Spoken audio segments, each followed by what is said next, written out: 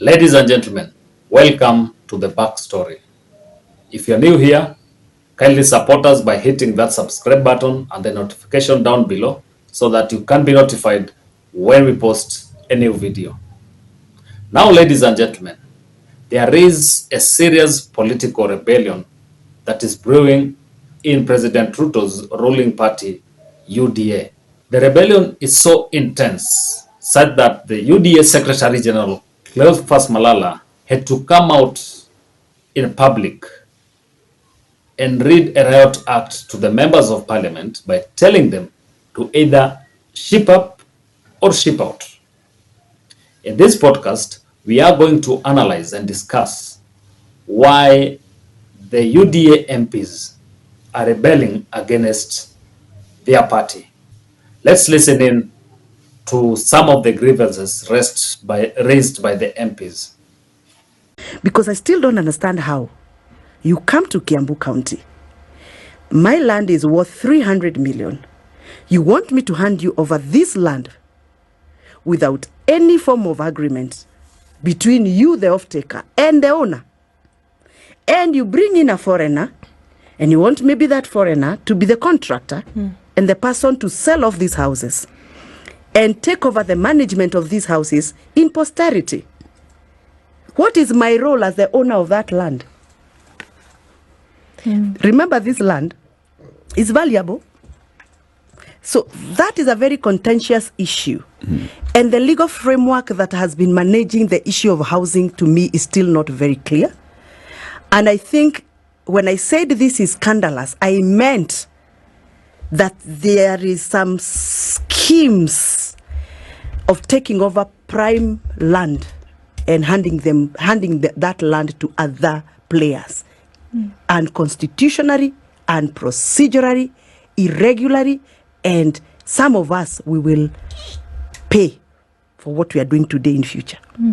What will the governor of Kiambu tell the people of Kiambu? How did he hand over land to that contractor? And what is the role of county government of Kiambu in the management of those houses? What is the role of the county? Who supplies what? I want to ask you, I want to bring in a very serious issue. Let's go to Thika. We had houses that were done by the old Kiambu municipality. Those houses are occupied by county workers who pay very little rent to the county because they are county workers. You come in and tell them, move out of these houses, we demolish these houses, and we come up with fresh blocks. Okay. How do you tell this worker to move out? What assurance do you give him or her that when he moves out, you come up with new blocks, you are going to give him the first priority to own the house? What affordability platform do you provide for him or her? Do you provide him mortgage? I would rather stand for what I know and what I believe in. So for Governor Wamatangi to say, no, I'm not handing over this piece of land until I get it clear and until I go to the County Assembly of Kiambu and get clearance. For me, I think he's doing what he's supposed to be doing. Take 3. Now, ladies and gentlemen, those are just but a few issues that have been highlighted by some of the courageous members of parliament in the UDA party. But we look at 3 main issues that I think are cutting across, and the UDA members of parliament also feel that these are issues that need to be addressed by the ruling party. So one of the issues is, one, failure by the UDA administration to fulfill some of the promises that they made to their supporters, and more so the issue of the cost of living. You know, the cost of living has affected, the high cost of living has affected so many Kenyans. And members of parliament who were elected in UDA feel that as the representatives of the people on the ground, they have failed them. And that is generating a lot of hits on the ground. and as a result, making them unpopular on the ground.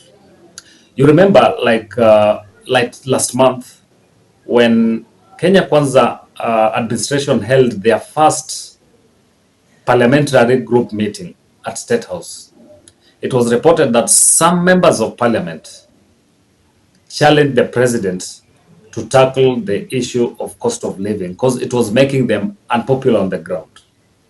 And the president told them, as it was reported, that there was a time for becoming popular and there was a time for not becoming popular.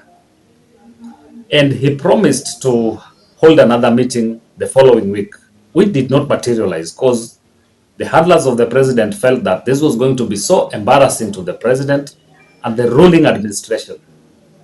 But you see, when these people, when UDA did not address some of the grievances raised by the members of parliament, these grievances have been boiling up slowly and slowly. These simmering grievances have been boiling up slowly and slowly, and it has reached a point whereby the UDA Secretary General Cleophas Malala thought it wise to address some of these grievances, but he did not address them directly, but he made it worse by reading a riot act to the members of parliament by telling them to either ship up or ship out, or they will take a disciplinary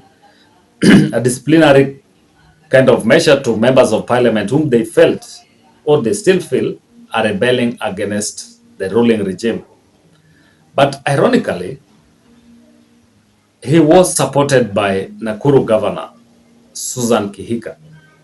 And remember, Susan Kihika was a member of Jubilee Party, which was the ruling party in the last regime. And Susan Kihika then complained for being de-whipped and accused Jubilee of being dictatorial because they were not open to divergent views. But in this case, she's found it fit to support Cleophas Malala by telling the members of parliament who have grievances to channel them through the right channel, which is through the internal party structures. I want you to listen in and tell me what you think. Members taking to the podiums and actually going against party positions. You know, when I was fired myself by the then President Uhuru Kenyatta from being the chief whip of the Senate, deep in my heart, I knew he was right. Do you know why I knew he was right? There is no way I could have been his whip as the whip of the party, the government party. And I truly, in my heart, disagreed with the positions he had taken. So the right thing to do is either resign or be fired, right? So even here, you cannot be a UDA or Kenya Kwanza party member, positions, maybe elected, nominated, or whatever, and then take the podium and go against the party leader or the party positions. That is unacceptable. The second issue which I think needs to be addressed, or which is affecting UDA members of parliament, is the fact that there is a feeling that the members have been sidelined in the awarding of tenders. Because, you know, when people come to power, like when UDA came to power, there was that feeling among the elected members of parliament that it was their time to eat. Because politics, as it is defined, is having the power to authoritatively allocate resources, to acquire and to allocate resources. And when UDA came into power, majority of UDA members, elected members and registered members, felt that it was their time to now eat. But there is a feeling that there's just a clique around the president that is enjoying the fruits of their labor. And this has been seen in cases whereby, look at the rivalry between Cherargei and Murkomen. Cherargei accused Murkomen of awarding tenders to Chinese firms and sidelining the local tenderpreneurs. And this is something that has developed over 3-4 months. They have been on and off, attacking each other here and there. Just recently, Devin D, who is an economic advisor to the president, tweeted, and he said that he accused some of the members of UDA who had this notion that when UDA came into power, they are going to benefit through tenderpreneurship. And he cautioned them and told them that in this regime, they are not going to entertain such, and they were in for a rude shock.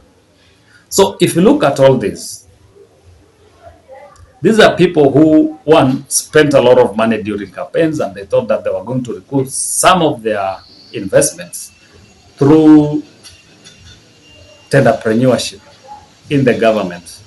This is not coming through for them.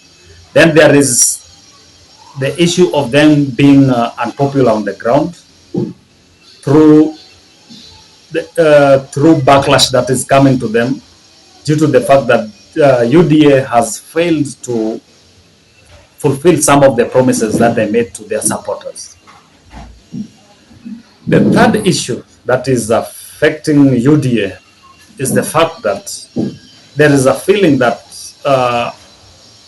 there's dictatorship that is cropping in UDA, whereby decisions are made at the top and then it's shoved down their throats without consultation.